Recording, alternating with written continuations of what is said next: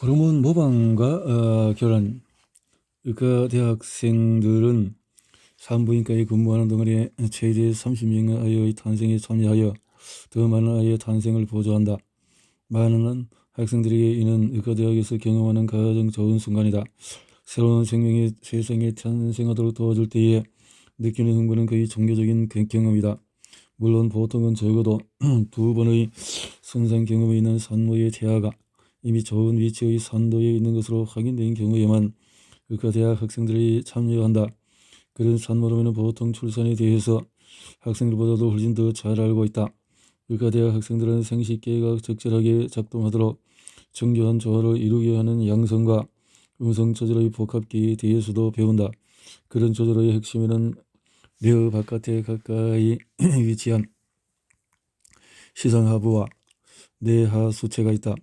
시상하부의 가장 중요한 기능 중의 하나는 뇌하수체를 통해서 신경계를 뇌분기계와 연결시키는 것이다. 시상하부는 작은 혈관을 통해서 뇌하수체로 직접 분비하는 호르몬 방출인자를 생산하여 이 기능을 수행한다.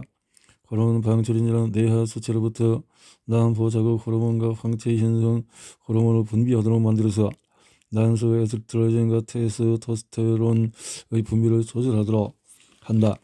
뇌하수체에서 생산되는 다른 호르몬도 출산 과정에서 자궁과 모유가 나오도록 유방을 자극하지만은 그런 호르몬이 분비되게 해주는 시상하부와 뇌하수체 사이에도 직접적인 신경 연결이 있다. 난소는 간에서 화학물질을 대사하는 것과 같은 종류 효성인 다양한 사이토크롬 P450 효소가 관리하는 생화학적인 반응을 통해서 콜레스테롤에서부터 에스트로겐과 테스토스테론을 생산한다. 테스토스테론과 같은 안드로겐이 먼저 생산된 후에 P450 방향화 효소에 의해서 에스트로겐으로 변환된다. 월경주기 동안에는 난포 자극 호르몬의 자극을 받은 난소에서 생산된 점점 더 많은 양의 에스트로겐이 난포 자극 호르몬과 황체 형성 호르몬 모두에 의해서 양성 피드백을 일으킨다.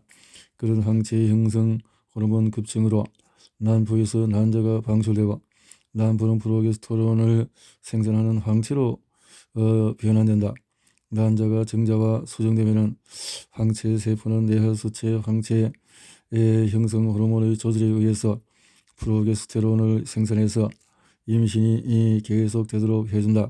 임신 기간 중에는 프로게스테론과 에스트로겐 모두의 농도가 급격하게 증가하고 에스트로겐은 수유-간 시스템을 자극해서 성장과 분할을 시켜준다. 반면에 프로게스테론은 유방에서 형성되는 유선 세포를 자극하여 모유가 나오도록 한다. 호르몬 모방 물질 또는 호르몬 결합 물질이라고 부르는 화학 물질은 에스트로겐처럼 작용하거나 에스트로겐의 효과를 일항시킴으로써 여성 생식계의 정상적인 생리학을 변화시킬 수 있다. 피임약이나 에스트로겐과 프로게스테론이 포함된 폐경기 호르몬 대체요법과 같은 약품이 호르몬 모방 물질이다. 그런 종류의 의약품은 모두 줄기세포의 정식을 자극해서 유방암이나 자궁 내막암을 발생시키는 인체의 발암물질이 될 수가 있다. 반대로 타목시병과 같은 항에스테로겐은 유방암의 발생을 치료하거나 예방할 수가 있다. 여성생식의 생물학적 이해는 20세기 초에 크게 발전했다. 1900년에 오스트리아의 빈에 있는 32 병원의 산부인과에 근무하던 요제프 알빈과 에밀 크나우너는 각각 토끼와 돼지의 난소이식을 통해서 그런 장기가 생리 활성물질을 혈관으로 분비함으로써 자궁의 성장을 자극한다는 결론을 얻었다. 1905년에 프랜시스 마셜과 윌리엄 졸리가 난소 세포가 설치를 위해 발정을 유발하는 물질을 분비한다는 가설을 제시했다. 세인트루이스에서는 에드워드 A. 도이지가 1929년에 임신한 여성의 소변으로부터 난소 호르몬 폴리큘린을 분리했고 이후에는 난소 호르몬인 에스트론과 에스트라디올을 정제했다. 미국 여성의 7명 중 1명은 유방암에 걸릴 위험이 있다. 유방암은 모든 여성에게 심각한 걱정거리일 뿐만 아니라 중요한 공중보건 문제이기도 하다. 마우스에게 에스트로겐을 투여하면 유방암이 발생한다는 사실을 밝혀낸 연구 덕분에 호르몬 모방 물질에 대한 관심이 모이기 시작했다. 파리의 앙투안 마르셀랭 베르나르 라카사뉴가 암컷 마우스의 소변으로부터 발정 호르몬을 정제해서 주사하는 방법으로 수컷 마우스에게 유방암을 유발시켰다. 유산을 방지하고 임신 부작용을 줄이기 위해서 미국에서는 1938년에서 71년간 임산부에게 DS를 처방했다. DS로 치료를 받은 여성이 출산한 여아이들에게 드문 종류의 질환이 발생한 것으로 밝혀지면서 DS 사용은 중단되었다. 70년에 매사추세츠 종합병원의 아서 허버스트와 로버트 스컬리가 처음으로 이로 22세의 젊은 여성들의 질에서 희귀한 투명세포 암종의 사례 7건을 확인했다. 7건은 그때까지 전 세계적으로 그 연령대에서 보고된 암 발생 사례의 총 숫자를 넘어서는 규모였다. 임상 연구자들은 8명의 환자 중에서 7명의 어머니가 유산위암이나 과거의 유산 경험 때문에 임신 중에 DS 치료를 받았다는 사실을 확인했다. 결과적으로는 200건이 넘는 사례가 알려졌다. 초기의 연구를 통해서 에스트로겐이 마우스에게 유방 종양을 유발할 수 있다는 사실이 밝혀졌다. 그러나 인체 유방암의 생성에서 에스트로겐의 구체적인 역할은 1976년 9년까지도 여전히 확실하게 밝혀지지 않았다. 성인 여성에게 DS를 포함한 에스트로겐 투여가 자궁 내막암 발생 증가와 인과적으로 관련되어 있다는 사실이 밝혀졌다. 자궁의 내인성 에스트로겐 노출 기간을 확대시켜주는 비만과 같은 요인이 자궁 내막암과 아마도 유방암의 발생 위험을 증가시킨다는 사실도 알려져 있다. 외가적 또는 자연적인 이유로 초기 폐경에 이른 여성에게 임상적으로 에스트로겐을 사용하기 시작한 것은 1930년대부터였다. 임신한 암말의 소변에서 채취한 에스트로겐의 임상 실험은 1941년에 시작이 되었다. 미국에서는 1943년부터 이 방법으로 생산된 약물을 폐경 후의 경구 에스트로겐에 사용하기 시작했고 56년에도 영국에도 소개되었다. 이 폐경 후의 에스트로겐 요법은 60년대에 미국에서 널리 사용되었다. 미국에서 45, 60세의 여성 중에 약 13%가 폐경 후 에스트로겐 치료를 받았다.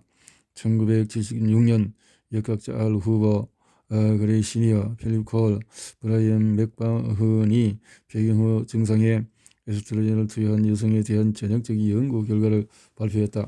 여성을 대상으로 12년간 유방암 발생 여부를 추적 연구자들은 유방암 위험의 증가가 경계선상 통계적인 유의성이 확인될 정도로 증가한다는 사실을 보고했다. 에스트로겐 투여가 유방암을 그 이후에 많은 연구에서 유방암 위험 증가가 폐경 후 에스트로겐 보충요법과 관련이 있다는 사실이 확인되었고 에스트로겐 프로게스테론 경구 피임약의 사용에 대한 자료에서도 비교적 일관되게 45세 이전의 여성들은 물론이고 특히 35세 이전의 여성들에게 발생하는 유방암 위험을 증가시키는 것으로 밝혀졌다. 1999년에 국제암연구소는 에스트로겐과 에스트로겐 프로게스테론 결합 폐경 후 의약품과 경구 피임약이 유방암을 일으킨다는 결론을 발표했다. 더욱이 자궁 내막암 역시 폐경 후에 에스트로겐 보충요법에 의해서 발생한다는 사실이 밝혀졌다. 제2차 세계대전 시기에 시카고 대학교에서 화학무기를 연구하던 화학자 엘우드 젠슨은 격렬한 반응에 노출되어서 2번 입원한 후에 스테로이드 호르몬을 연구하기 시작했다. 전쟁이 끝난 후에 젠슨은 그 세가 전리반 진행을 늦춘다는 사실을 발견하여 1960년에 노벨상을 받은 찰스 허긴스와 함께 연구를 진행했다. 젠슨은 레트의 생식 조직이 방사성 에스트로겐을 선택적으로 흡수한다는 사실을 발견했다. 젠슨은 62년에 에스트로겐이 수용체에 결합되고 그런 결합은 에스트로겐의 효과를 억제하는 화학물질에 의해서 억제될 수 있다는 사실을 밝혀냈다. 그렇게 발견된 최초의 수용체를 알파 에스트로겐 수용체라고 부르게 되었고 곧이어 베타 수용체를 비롯한 다른 수용체들의 존재도 밝혀졌다. 알파 수용체는 이방, 자궁, 시성하부, 난소 등에 위치하고 베타는 신장, 전립선, 심장, 폐, 장, 뼈에 발견된다. 푸스 대학교 의과대학의 에나 소노샤이는 1980년에 배양한 인체 유방암 세포에서 일어나는 세포 분열을 연구했다. 그들은 연속적으로 분열하던 세포의 배양액에 인체 혈액을 넣으면 분열이 중단된다는 사실을 발견했다. 여성에게 발견되는 에스트로겐의 주요 성분인 에스트라디올을 넣으면 그런 억제가 반전되어서 세포가 다시 분열을 계속한다. 그런데 갑자기 무엇인가가 잘못되어서 그 세포가 드는 인체 혈정의 억제 인제에 반응하지 않는 일이 발생했다. 몇 개월 동안 가능한 원인을 찾던 그들은 배양액을 처리하는 과정에서 사용한 플라스틱 시험관의 성분이 문제였다는 사실을 알아냈다. 91년 소토와 그녀의 연구진은 말썽부린 화학물질이 원심분리용 폴리스타이렌 시험관에서 녹아놓은 노닐 페놀이라는 사실을 확인했다. 그들은 배양한 인체 유방암 세포의 에스트로겐 수용체가 노닐페놀과 상호작용하는 것을 밝혀졌다고 보고했다. 노닐페놀은 항산화 특성 때문에 플라스틱에 첨가된 물질이었다. 상업적으로 판매되는 원심분리용 플라스틱 시험관에 존재하는 노닐페놀의 에스트로겐 효과는 렉트의 자궁 내막에서 나타나는 에스트로겐에 의한 변화를 통해서도 확인이 되었다. 소토는 같은 해에 세계 자연계음의 테오 콜번이 위스콘신주의 러슨에서 개최한 윙스 브레드 학술대회에 참석했던 학계와 정부의 과학자 20명 중의 한 사람이었다. 그들은 이 모임의 합의서를 발표했고 광범위한 생물학적 효과를 포괄하는 호르몬 교란 물질이라는 용어를 만들었다. 합의서에 따르면 호르몬 교란 물질에는 몇 가지 농약을 비롯한 화학물질, P12, 다이옥신, 카드뮴, 납,선, 대두 제품, 시험점 동물의 반려동물의 사료 제품이 포함이 된다. 그 회의가 개최될 무렵에 소토와 그의 동료들은 자신들의 검사 절차를 더욱 표준화시켜서 스크린이라고 불렀다. 검사했던 사람용 화학물질 중에서 노닐페놀이 가장 효과가 컸지만 여전히 에스트라디올보다는 10만 분의 1에 지나지 않았다. P12, DDT 등등 2월에 일부 곡물을 오염시키는 곰팡이에서 유래되는 천연물인 아플라톡신, 또 에스트라디올의 100분의 1 정도의 효력이었다. 1995년 소토와 그의 동료들은 이 스크린에서 영성 반응을 나타내는 농약인 디엘드린 엔도설판 독사펜과 플라스틱 성분인 프토레이트와 비스페놀 A를 자신들의 목록에 포함시켰다. 다음 해에 테어 컬버는 도둑맞은 미래라는 책을 통해서 환경에 존재하는 에스트로겐과 다른 호르몬 효과를 가진 소량의 화학물질이 야생동물과 인간에게 광범위한 부작용을 나타낸다고 주장하며 사람들에게 경종을 울렸다. 농약의 무차별적인 사용이 야생동물을 중독시키다는 주장을 설득력 있게 내놓았던 레이첼 카슨과는 반대로 콜번의 주장은 대부분 이론적이었고 소토 이 스크린 검사에 근거를 둔 것이었다. 농약과 P12가 유방암과 같은 암을 일으킨다는 콜번의 주장은 사회적으로 큰 논란을 야기했다. 그러나 다른 과학자들은 설득되지 않았다. 학계와 국립과학원, 산하국립연구위원회의 쟁쟁한 과학자들이 당시 문헌에 대한 포괄적인 총서를 발표했고 환경에 존재하는 산업용 물질의 농도에서 발생하는 호르몬 교란에 대한 과학적인 증거는 거의 없다고 밝혔다. 스웨덴 화학물질 조선의 로베르트 닐손도 여성의 몸에 자연적으로 존재하는 강력한 에스트로겐이 다양하게 존재하는 상황에서 약한 에스트로겐이 부작용을 일으킬 수 있다는 주장에 이의를 제기했다. 소토의 보고서가 P12와 유방암의 연관성을 지적하자 연구자들은 가능한 관련성을 평가하도록 상당한 압력을 받았다. 이렇게 P12, DDT, DDE 등등 이런 것들이 많은 호르몬에 영향을 주었다는 거죠. 자, 아스트라젠도 설치류의 유방암을 일으키는 화학물질이다. 아스트라젠은 옥수수, 수소, 사탕, 수소바테익스 합초 제거에 사용되는 제초제이다. 결과적으로 아스트라젠은 강호수, 지하수의 수질 오염을 일으키는 것으로 알려졌다. 아스트라젠이 레트에게 유방암을 일으킨다고 알려지면서 환경부의 청이 그 사용을 금지하거나 심각하게 제한해야 할 가능성이 있는 일을 검토하기 시작했다. 포유류에서 마찬가지로 레트에서의 유방암은 에스트로겐과 연관되어 있다. 에스트로겐의 농도 증가가 유방 조직의 증식을 일으킨다. 에스트로겐 연구에 사용된 스트라그 돌리 변종의 레트는 B12 생체 분석에 사용된 것과 같은 종이었는데 특히 유방 종양의 자연 발생률이 높았다. 그런 변종 레트의 유방암 발생률이 매우 높은 이유는 이 레트가 여성의 폐경기와 비슷한 생식 노화기에 들어서면서 난소에서 에스트로겐 생성이 증가하기 때문이었다. 반대로 사람을 포함한 대부분의 포유류에서는 폐경 후에 에스트로겐 생산이 크게 줄어든다. 아스트라젠은 자궁 내막에 영향을 미쳐서 더 일찍 폐경이 시작되도록 만들어서 난소 에스트로겐 생산을 증가시키도록 뇌하 수체 세매의 신호를 보낸다. 결과적으로 아스트라젠은 이 변종 레트가 오랫동안 훨씬 더 고농도의 에스트로겐을 받아들이도록 만들어서 유방 종양을 발생시킨다. 그런 효과는 다른 변종의 레트에게는 나타나지 않아서 아스트라젠 노출이 되어도 종양 증가가 나타나지 않았다. 그러나 특정한 레트 변종과 달리 여성은 폐경 후에 에스트로겐 농도가 낮아지기 때문에 아스트라젠이 유방암을 발생시키지 않는다는 결론이 합리적이다. 오스트레일리아에서 1940년대와 50년대에 매우 다른 종류의 에스트로겐이 다른 문제와 연관된 것으로 알려졌다. 성적으로 성숙한 양이 불임이 되면서 유방학대의 증상에 시달렸고 그들의 새끼도 여러 종류의 발달 이상을 나타냈다. 질, 자궁 경부의 발달 이상과 함께 배란 주기 이상과 조기 생식 노화도 발견되었다. 양이 먹는 클로버의 곰팡이의 공격을 막아주는 천연 에스트로겐 화학물질인 몇 가지 식물성 에스트로겐 물질이 들어 있었던 것이 문제였다.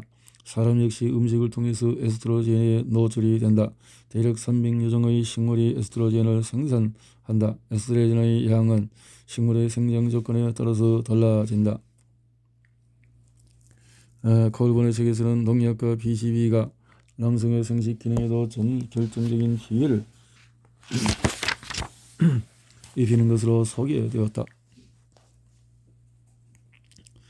그녀는 호르몬 결혼이 이미 심각한 피해를 주었다는 가장 극적이고 난처한 징조는 인류의 역사에서 눈 깜짝할 시간인 지난 반세기 동안의 남성의 정자수가 크게 줄어들었다는 것이라고 주장을 했다.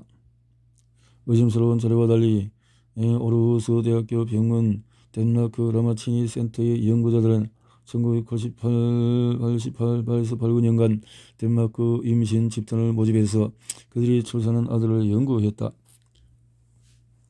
에스트로겐 환경에 존재하는 에스트로겐 효과를 모방하거나 억제하는 화학물질이 가장 큰 주목을 끌었다.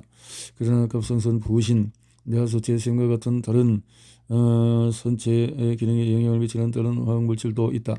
몸에 있는 다양한 선과 마찬가지로 갑상선은 뇌하수체 샘에서 생성되는 갑상선 자극 호르몬을 통한 자극에 의해서 작동한다. 임상의학에서 갑상선 호르몬 결핍은 뇌하수체에서 갑상선 호르몬의 음성 피드백 메커니즘의 이완을 통해 TSH 상승으로 가장 쉽게 감지가 된다. TSH 통해서